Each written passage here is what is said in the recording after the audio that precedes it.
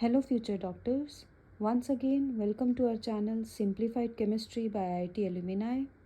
Hope we are simplifying the chemistry for you. So, we are back with PYQs of NEET 2023 from D and F block elements. So, let's start. आइए बच्चों, पहला question देखते हैं NEET 23 का जो हमारे पास आया है असर्शन और रीज़न का। असर्शन में कह रहे हैं ionization enthalpy increases along each series of the transition elements from left to right however small variations occur. मतलब आयनाइजेशन एंथैल्पी लेफ़्ट से राइट हमारी इंक्रीज़ हो रही है ट्रांजिशन सीरीज़ में, थोड़ा बहुत डेविएशन यहाँ पर है। रीज़न इसमें क्या लिखा है, there is corresponding increase in nuclear charge which accompanies the filling of electrons in the inner d orbitals. कि न्यूक्लियर चार्ज बढ़ने की वजह से हमारा ये आयनाइजेशन एंथैल्पी इंक्रीज़ हो रही है। और न्यूक्लियर चार्ज क्यों बढ़ रहा है, क्योंकि डी इलेक्ट्रॉन्स हमारे पास बढ़ते जा रहे हैं। तो सही बात है ये दोनों चीज़ें, क्योंकि जैसे जैसे इलेक्ट्रॉन्स हमारे पास बढ़ेंगे न्यूक्लियर चार्ज हमारे पास बढ़ता चले जाएगा।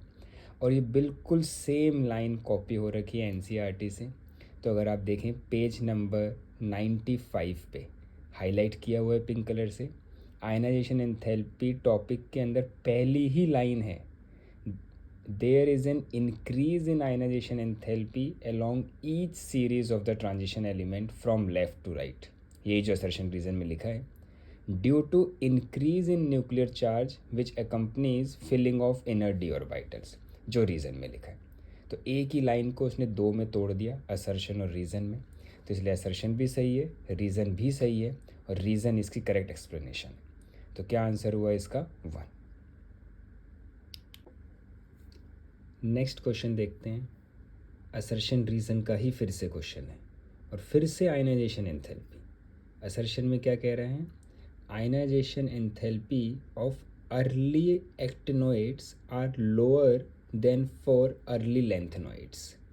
तो सही बात है, एक्टिनोइड्स हमारे 7th पीरियड में आते हैं, लेंथेनोइड्स 6th पीरियड में आते हैं।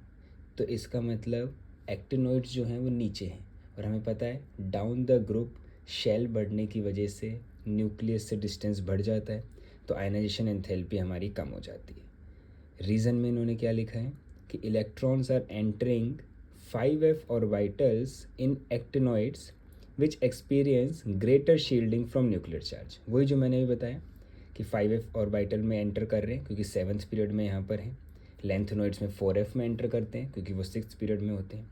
तो अगर ये 5f में कर रहे हैं तो इनमें 7th पीरियड में होने के कारण ज़्यादा ऑर्बिटल्स हैं, उस वजह से ज़्यादा शील्डिंग हो रही है।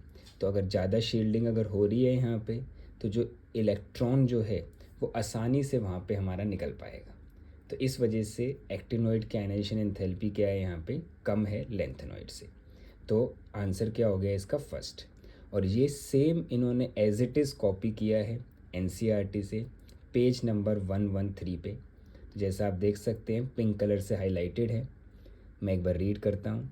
Ionization enthalpies of early actinoids but are lower than that for the early lanthanoids.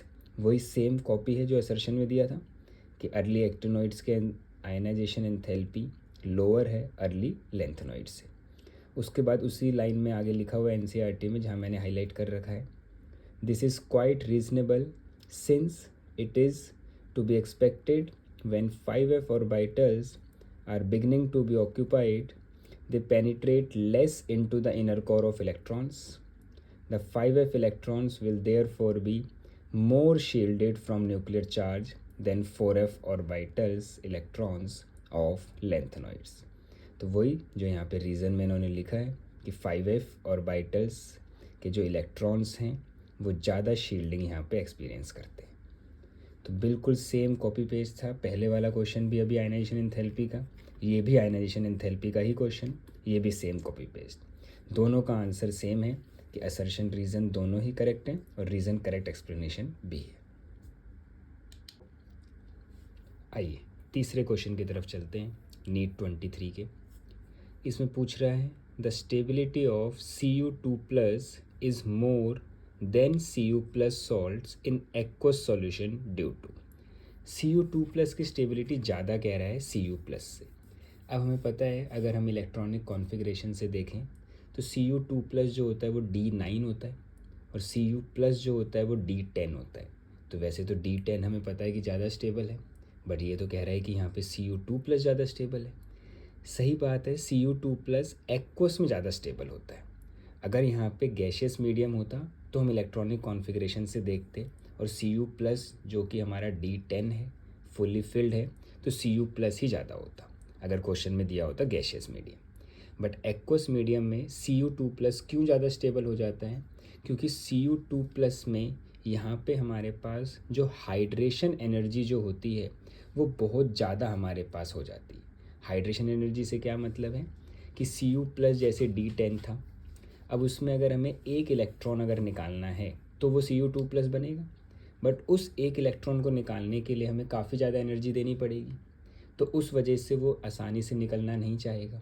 तो गैशियस मीडियम में तो वो नहीं निकलता है, बट एक्वस मीडियम में अगर वो इलेक्ट्रॉन निकल जाए तो जैसे ही Cu2+ जो बनेगा उसमें वाटर मॉलिक्यूल्स उसको चारों तरफ से सराउंड कर लेंगे और वहाँ पर हाइड्रेशन एनर्जी रिलीज़ होगी। और हाइड्रेशन एनर्जी ज़्यादा रिलीज़ होती है एज़ कम्पेयर टू हमें जो एनर्जी देनी पड़ रही है।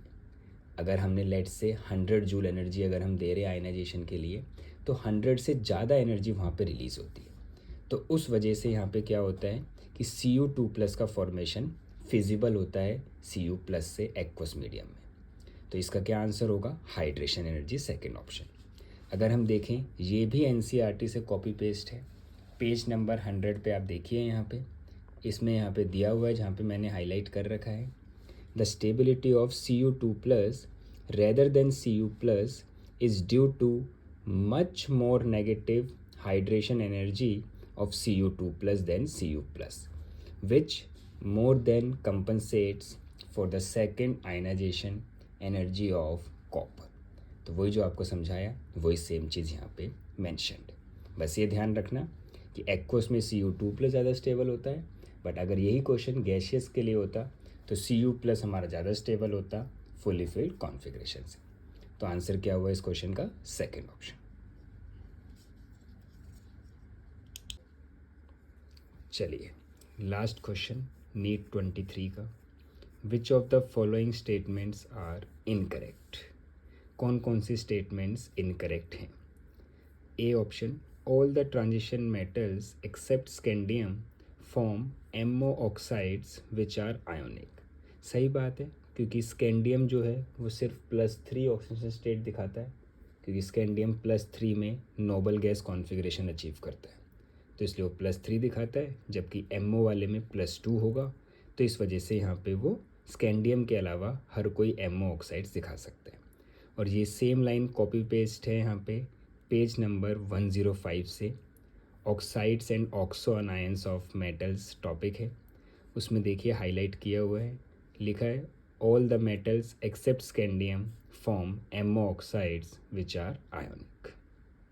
सेकेंड स्टेटमेंट देखते हैं, highest oxidation number corresponding to the group number in transition metal oxides is attained in scandium oxide Sc2O3 to manganese oxide Mn2O7।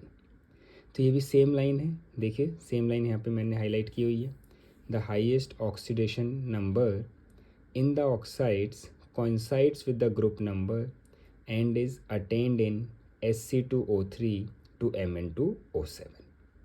दोनों सेम लाइन कॉपी पेस्ट हैं, दोनों करेक्ट हैं। थर्ड लाइन देखते हैं, जो third option जो इन्होंने दिया है C, basic character increases from V2O3 to V2O4 to V2O5। ये स्टेटमेंट गलत है, क्योंकि ऑक्सीडेशन नंबर बढ़ रहा है और ऑक्सीडेशन नंबर बढ़ने से आयोनिक करेक्टर बढ़ता है, ना कि बेसिक करेक्टर। और ये भी NCERT मेंशन्ड है, देखिए थोड़ा सा नीचे पैराग्राफ में लिखा हुआ है, इन vanadium there is gradual change from basic V2O3 to less basic V2O4 and to amphoteric V2O5। तो बेसिक करेक्टर क्या हो रहा है? धीरे धीरे कम होता जा रहा है, जबकि नीट में दिया था कि बेसिक करेक्टर इंक्रीज होगा। तो सी वाली स्टेटमेंट क्या हो गई हमारी? इनकरेक्ट हो गई। डी स्टेटमेंट में दिया है V2O4 dissolves in acids to give VO4 3 minus salts. ये गलत है क्योंकि देखिए NCERT मेंशन्ड है कि V2O4 dissolves in acids to give VO2 plus salts, ना कि VO4 3 माइनस। तो डी स्टेटमेंट भी गलत है। ई स्टेटमेंट को अगर हम देखें, लिखा है CrO is basic but Cr2O3 is amphoteric. सही बात है, NCERT में भी लास्ट लाइन में देखिए यही लिखा हुआ है जिसको हाईलाइट कर रखा है, CrO is basic but Cr2O3 is amphoteric. तो ये ऑक्साइड्स वाले पैराग्राफ से इन्होंने 5 लाइन इन्होंने कॉपी पेस्ट करी, जिसमें से C और D में इन्होंने हल्का सा चेंज यहाँ पे कर दिया, तो वो हमारी क्या हो गई, इनकरेक्ट हो। Thank you for watching the video. Hope you like it. If you are really liking it, please like and subscribe our channel and press the bell icon to get the notifications. And अगर आपके पास कोई भी topic ऐसा है जिसमें आप difficulty face कर रहे हैं तो आप कमेंट बॉक्स में लिखकर हमें बता सकते हैं. We'll be there to help you out. Thank you, students.